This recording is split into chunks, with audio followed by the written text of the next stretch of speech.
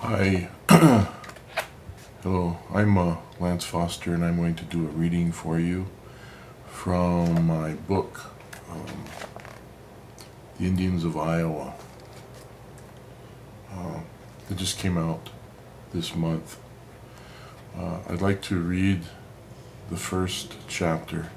Actually, I think it's the introduction, called Lewis and Clark in Native Iowa.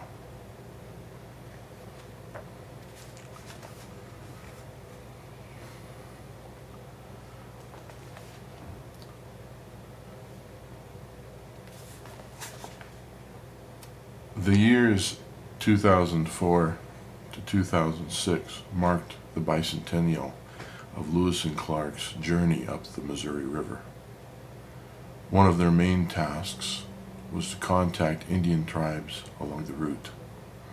Though they did meet several of the native nations associated with Iowa, they did not meet any Indians who were then living in Iowa. For over a month, on their upstream voyage in 1804, Lewis and Clark traveled along the looping meanders of the Missouri River adjacent to western Iowa until they passed the mouth of the Big Sioux River.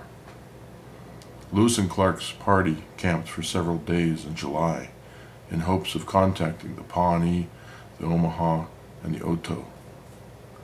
The Oto, who had recently been joined by the Missouri, had their village in Nebraska, a few miles up the Platte River, near the Pawnee. The Oto, Missouri, and the Omaha had recently been pushed westward from Iowa by the Yankton Sioux, though they still often hunted in the Luss Hills of Iowa. Lewis and Clark sent men to the villages, but they found them deserted, as the tribes were farther west on the open plains hunting buffalo.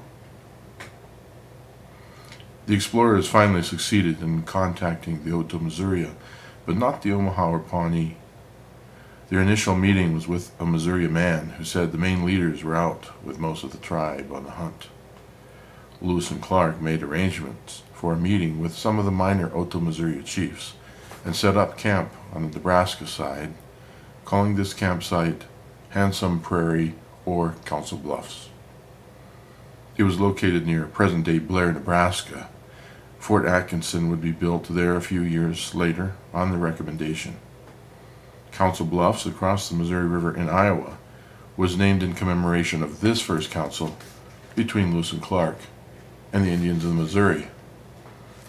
The meeting of August 3rd, 1804 went well, and the two groups exchanged gifts. Farther upriver, Lewis and Clark tried to contact the Omaha, but that tribe too was away hunting buffalo. However, they did succeed then in locating the principal chiefs of the Oto, who wished their assistance in making peace with the elusive Omaha. On August 18th, the Oto met with Lewis and Clark at a campsite near the abandoned Omaha village. The Indians had captured Moses Reed, one of two deserters from the explorers' party, and pled for lenience for him. Though Lewis and Clark could have sentenced him to death, they instead made Reed run a gauntlet made up of the explorers' party. The next day, Lewis and Clark held another Oto council, this time with the real authority for the tribe. The Oto were dressed in breechcloths and painted buffalo robes, and some trade blankets were also noted. Presents were exchanged and speeches given. Soon, Lewis and Clark were again headed upriver.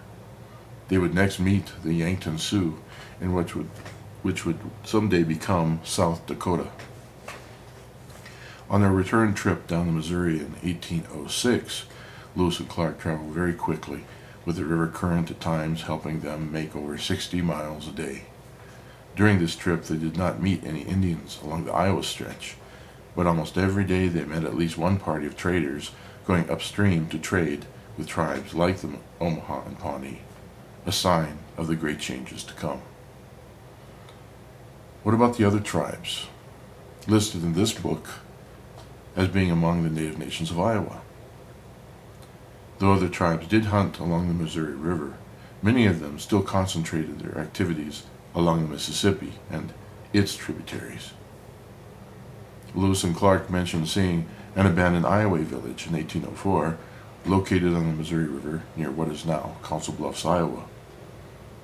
Between 1804 and 1806, most of the Iowa were located in the interior of Iowa, with the major village at Iowaville on the lower Des Moines River. The Sioux controlled the upper Des Moines Basin and most of northern Iowa, with the Yankton in the west and the Santee, primarily Wachpekute, in the east. The Sauk still had their major village, Rock Island, and would be almost 30 years before the Black Hawk War. The Meskwaki were mining lead at Dubuque and living throughout eastern Iowa. The remnants of the Illinois Confederacy had finished agreement with the 1803 Treaty of Vincennes, and they were moving from their last bits of land in Illinois into Missouri. Some tribes had not yet entered Iowa. The Winnebago were still in their Wisconsin homelands. The Potawatomi were in Indiana and Illinois, though treaties were badly eroding their land base. The Indian nations undoubtedly believed Lewis and Clark's small party to be just another transient group of white traders passing through on their way to establish trade, as had many before them. After all, the French had been trading goods on the upper Missouri across to the Missouri,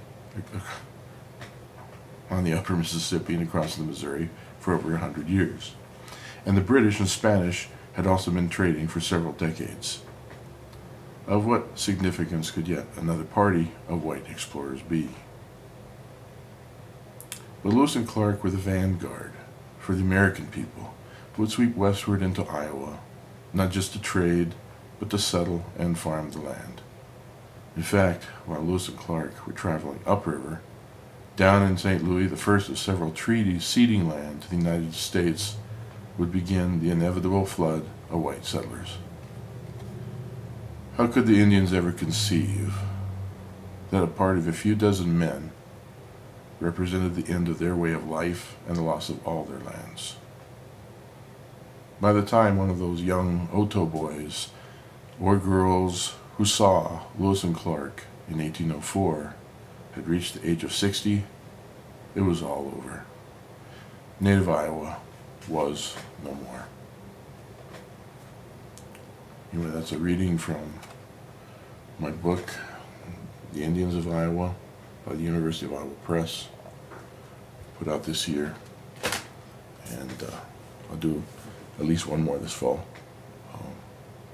I'm Lance Foster, and hope you enjoyed hearing a little bit about my book. Thanks. Wari Rohi.